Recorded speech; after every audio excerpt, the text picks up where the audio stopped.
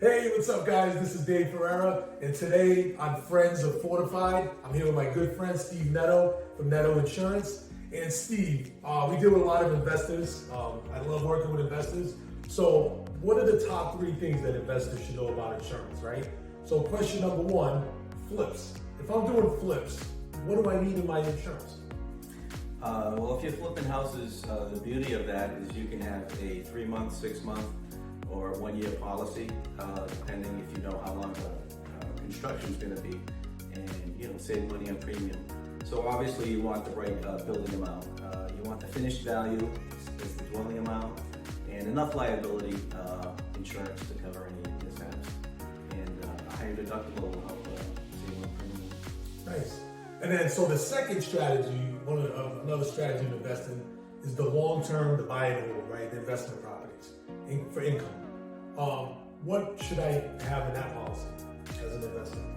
Again, you should have the right amount of dwelling insurance with replacement cost as your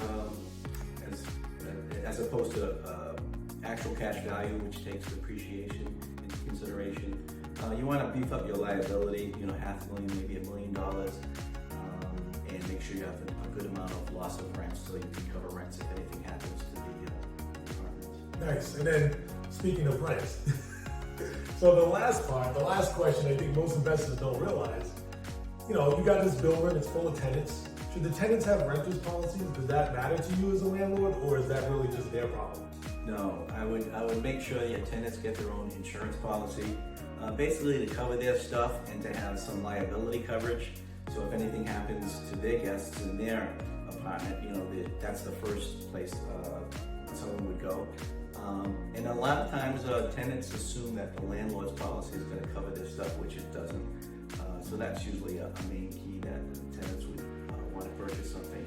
And for something like $20,000 contents coverage, it's like maybe $120, $140 a year. It's really not that much. Yeah, it's crazy cheap. They don't realize it. So Steve Neto, Neto Insurance, he's my guy. If you have any insurance questions, he's tagged in this post. If you're seeing it shared, hopefully, just DM me, Fortified Realty Group, and we'll set you up with Steve right away. All right, guys? Me and my friend Steve, have a great day.